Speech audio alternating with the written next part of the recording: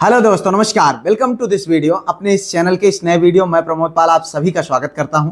साथियों, आज का यह मोस्ट डिमांडिंग वीडियो आप लोगों के बहुत ज़्यादा कमेंट्स और मैसेज करने के उपरांत मैंने इस वीडियो को बनाया है। चूँकि एलटी ग्रेड जीआईसी की जो वैकेंसी आने वाली है, जो लेक्चरर की वैकेंसी आने वाली है, उसमें जो जीएस का पोर्शन है उसको कैसे तैयार करें, इस बात को लेकर के आपके लगातार कमेंट्स और मैसेज आ रहे थे। मैंने आप लोगों से वादा भी किया था कि इस पर मैं एक ऐसा वीडियो बनाऊंगा जिस वीडियो को देखने के बाद आपका बिल्कुल आपको स्पष्ट हो जाएगा कि आपको क्या पढ़ना है, कैसे पढ़ना है और कैसे अपने जीएस की तैयारी करनी है, जिससे आप बेहतर कर सकें और अपनी एक सीट को सुरक्षित कर सकें। इस वीडियो में उन्हीं सब बिंदुओं पर हम बात करेंगे। हम बात करेंगे कि आपको पढ़ना क्या है, आपको कैसे पढ़ना है, कहां से पढ़ना है, क्या किताबें हो सकती हैं, क्या क्या मटेरियल आपके लिए उपयोगी हो सकता है। इस वीडियो में उन सारी बातों को हम समराइज करने का प्रयास करेंगे और मैं आप लोगों को यह आश्वस्त करना चाहूंगा, अगर आपने इस वीडियो को पूरा देखा और जैसे मैंने बताया उसको फॉलो किया तो निश्चित तौर पर आप देखेंगे कि आप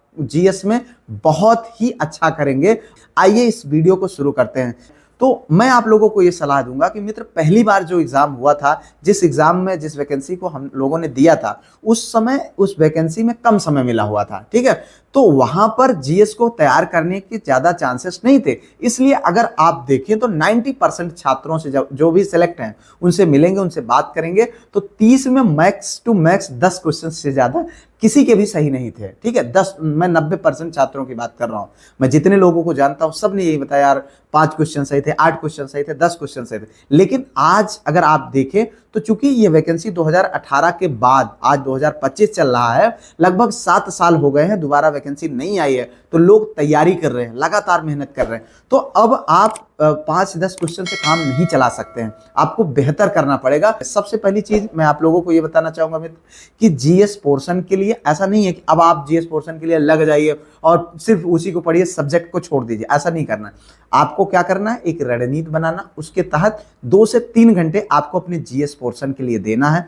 अब जीएस के लिए बाकी जो समय बच रहा है, ठीक है, आप 2 से 3 घंटे अपने जीएस के लिए दीजिए। बाकी का जो समय आप 5-6 घंटे और जो निकाल पा रहे हैं उसको आप अपने सब्जेक्ट पर फोकस करिए। अल्टीमेटली ये बात जान लीजिए, सिलेक्शन आपको आपका सब्जेक्ट ही दिलाएगा। जीएस बहुत इंपॉर्टेंट रोल प्ले करेगा, इस बात को आप ध्यान रखें, ठीक है। आइए बात करते हैं सबसे पहले सिलेबस की। अगर हम देखें तो इस जीएस वाले पोर्शन में जो सिलेबस दिया हुआ है, थोड़ा सा ऐसा सिलेबस दिया हुआ है जिसमें अगर आप देखें तो मतलब आप खुद कंफ्यूज हो जाएंगे, आपको लगेगा कि यार क्या क्या पढ़ें, क्या क्या छोड़ें, ठीक है। तो अगर इसमें देखें तो इतिहास दिया हुआ है, ठीक है, इतिहास का पूरा पोर्शन दिया हुआ है, भूगोल दिया हुआ है, राजनीति शास्त्र दिया हुआ है, विज्ञान दिया हुआ है, उसके बाद जो है कृषि का पोर्शन है, गणित दिया हुआ है अच्छा खासा, करंट अफेयर्स है, कंप्यूटर का पोर्शन है, उसके बाद अर्थशास्त्र है, यूपी स्पेशल है, मतलब अच्छा खासा सिलेबस दिया हुआ है। अगर हम इसको पूरा तैयार करने बैठ जाएं तो कहीं ना कहीं हम अपने सिलेबस को पढ़ ही नहीं पाएंगे, अपने सब्जेक्ट वाले सिलेबस को। तो इसलिए इसके लिए हमको रणनीति अपनानी पड़ेगा। और क्या होगे, बात करता हूं। मैंने प्रीवियस ईयर के पेपर को देखा, ठीक है, जो मैंने दिया हुआ था उसको एनालिसिस किया, उसमें देखा। चूंकि मैं ये मानता हूं कि अगर आपको किसी एग्जाम को क्वालिफाई करना है तो सबसे पहली इंपॉर्टेंट चीज ये होती है कि आप प्रीवियस ईयर के पेपर को देखिए, समझिए कि कैसे क्वेश्चन आए हैं और कितना क्वेश्चन किस टॉपिक से आया है। इसको आप देखिए, आप खुद से भी एनालिसिस करिएगा।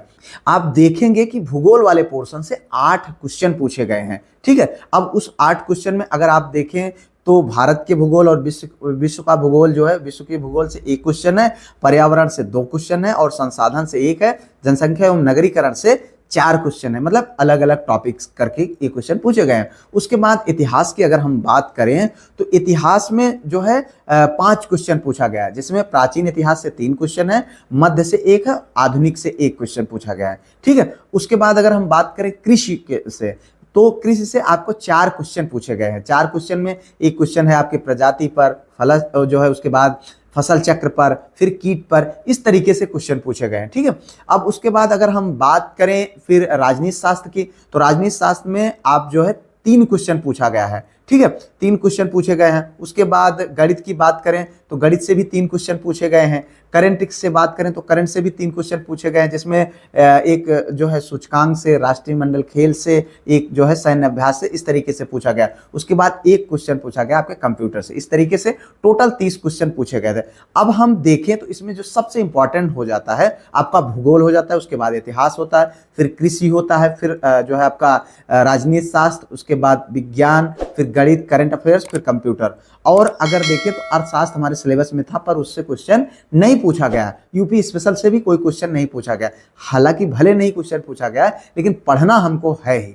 मैं आप लोगों को रेकमेंड करूंगा कुछ किताबें, अब उस पर मैं बात करूंगा। सबसे पहले आप जान लीजिए प्रीवियस ईयर आपको पढ़ने हैं कौन कौन से। उत्तर प्रदेश लोक सेवा आयोग के द्वारा जो भी एग्जाम्स कराए गए हैं, वो चाहे शिक्षक भर्तियों से संबंधित हैं, चाहे वो आपके जीआईसी लेक्चरर के हैं, चाहे जीडीसी के हैं, चाहे डाइट के हैं, डाइट लेक्चरर के हैं, चाहे बीईओ के हैं, चाहे हायर एजुकेशन के हैं। और इसके बाद ये सब, इन सब के जो जीएस वाले पोर्शन है उनकी मैं बात कर रहा हूँ, ठीक है। और उसके बाद पीसीएस प्री। अब अगर आप सोच रहे होंगे कि सर इतना तो मैं कहाँ से ढूंढूंगा, अब आपको मैं बताता हूँ आपको कहाँ मिलेगा। अब आप यूथ की कुछ किताबें हैं उसको आप ले लीजिए। टोटल जो है टॉपिक वाइज, जैसे मान लीजिए आपका हिस्ट्री है तो हिस्ट्री के टॉपिक वाइज वहां पर आपको पूरे सिलेबस को दिया हुआ है, ठीक है। अब आप पहली बात तो ये दिया हुआ है कि जो प्रीवियस ईयर के क्वेश्चंस आए हुए हैं वो पूरे, मतलब आप चाहे किसी भी एग्जाम में, चाहे जीडीसी का एग्जाम हो, चाहे जीआईसी का एग्जाम, जीडीसी मतलब गवर्नमेंट डिग्री कॉलेज का एग्जाम हो, चाहे आपके जीआईसी यानी राजकीय इंटर कॉलेज का एग्जाम जो लेक्चरर के हैं, एलटी के हैं, उसका जो एग्जाम हुआ है, डाइट लेक्चरर का हुआ है, और खंड शिक्षा अधिकारी का जो जीएस वाले पोर्शन का एग्जाम हुआ है, असिस्टेंट प्रोफेसर के एग्जाम से जो हुए हैं उनका है। उसके बाद पीसीएस प्री का जो जीएस वाला पोर्शन है वो एग्जाम जो हुए हैं, इन सारे एग्जाम का वहां पर कलेक्शन दिया हुआ है, आप जान लीजिए। और वो कलेक्शन ऐसा है टॉपिक वाइज है, ठीक है। उनको आप पढ़िए टॉपिक वाइज, और उसमें आपको जो है सॉल्व करने का भी दिया हुआ है, ठीक है।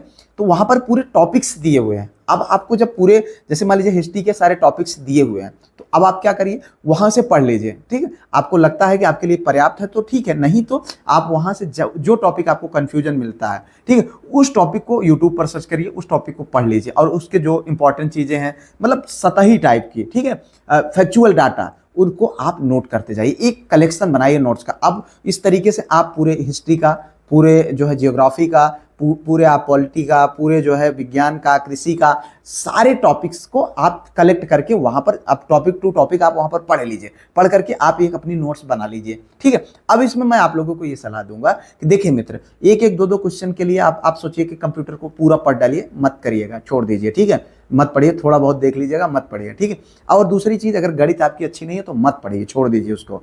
देखिए मेजर पोर्शन को आप कवर करने का प्रयास करिए, माइनर पर मत फोकस करिए। जीएस वाले पोर्शन में आपका टारगेट ये होना चाहिए, अगर 30 नंबर का जीएस जैसे पहले आया था, अगर उस तरीके से आता, आपका 20+ आपका टारगेट होना चाहिए। ये नहीं है कि आप 30 आउट ऑफ 30 करने की कोशिश करिए, जितना कर सकते हैं उतना करिए, पर आप ये टारगेट बनाइए। अगर आप इधर ज़्यादा फोकस्ड हो जाएंगे तो उधर सब्जेक्ट आपका छूट सकता है। इसलिए मेरा मानना यह है कि आप इतना करिए, 20 to 25 के आसपास में अपना टारगेट बनाइए, उसी के अकॉर्डिंग आप पढ़िए। अब ये नहीं है कि 3 नंबर जो है मैथ्स का आता है, आपको मैथ नहीं आती, चलिए कोचिंग शुरू कर दीजिए, पढ़ने लगिए, पता चले वो भी नहीं करेगा, ठीक है। तो मैं आपको यही सलाह दूंगा। उसके बाद आपको क्या करना है, ये जब आप इन कलेक्शन को ले लेंगे, आपके पास टॉपिक हो जाएगा, हर टॉपिक को आप क्या करेंगे, पढ़ लेंगे, अपना नोट्स बना लेंगे, ठीक है। इस तरीके से आपके पास एक कलेक्शन हो जाएगा, आपका एक नोट्स हो जाएगा। इसके बाद, इसके अलावा आपको क्या करना है, परीक्षा वाणी की जो बौद्धिक प्रकाशन की किताब आती है, सामान्य अध्ययन की प्रश्नोत्तर शैली में, ठीक है, सिविल सेवा परीक्षा के लिए आती है, उसमें आप बहुत हेल्पफुल किताब है, उसको ले लीजिए। यही 2-3 किताबें मैं आपको कहूँगा, एक परीक्षा वाणी की, ठीक है, जो सामान्य अध्ययन की है, इसमें मैंने 2-3 किताबें, चूंकि मैंने नेट से लिया, ये सारी किताबें आपको नेट पर मिल जाएंगी, आप ऑनलाइन मंगवा लीजिए, वहां से पढ़िए, ठीक है। और उसके बाद वस्तुनिष्ठ जो सामान्य अध्ययन का है, प्रैक्टिस वर्क बुक के लिए है, और उसके बाद एक प्रश्नोत्तर शैली में है सामान्य अध्ययन का। तो इन किताबों को आप ले लीजिए। लेने के बाद इन्हीं से आप अपना पूरा जो है प्रैक्टिस करिए, और ये ऑथेंटिक बुक है, ठीक है, ऐसा नहीं है जीएस है, 1 लाइनर है। आप पढ़ेंगे और बहुत अच्छे तरीके से आप देखेंगे कि आपकी तैयारी होती चली जाएगी और आप अपने एग्जाम में बेहतर कर पाएं। इसके अलावा कोई और माध्यम नहीं है, कोई और तरीका नहीं। अगर आप सोचिए कि आप एनसीईआरटी उठा लीजिए और पूरा पढ़ने की कोशिश करिए तो वो थोड़ा ज़्यादा हो जाएगा और उतना समय भी नहीं है और उतना आपको पढ़ना उचित भी नहीं है अकॉर्डिंग टू मी। बाकी आप खुद समझदार हैं। जो मुझे सही लगा मैंने बहुत सोच विचार करके इस वीडियो को आप लोगों के लिए बनाया है और ये अगर इस तरीके से चीज़ों को आप फॉलो करते हैं तो निश्चित तौर पर आप देखेंगे कि आपका जीएस का पोर्शन ये बहुत अच्छा होता चला जाएगा। और इससे ज़्यादा भी मैं आपको ये सलाह दूंगा कि आप अपने सब्जेक्ट को बेहतरीन करने की कोशिश करें, जितना ज़्यादा से ज़्यादा अच्छा कर सकें उतना अच्छा करें। फिलहाल इन्हीं शुभकामनाओं के साथ इस वीडियो से विदा लेते हैं और अगर कुछ और चीज़ें आपको जीएस से संबंधित या कुछ ऐसा मटेरियल जो मुझे मिलेगा मैं उसको आप लोगों के लिए लाता रहूँगा जीएस के लिए या अन्य जो आपकी तैयारी से संबंधित है। मिलते हैं किसी और वीडियो में किसी और टॉपिक पर, तब तक के लिए जय Hind, Vande Mataram, best of luck.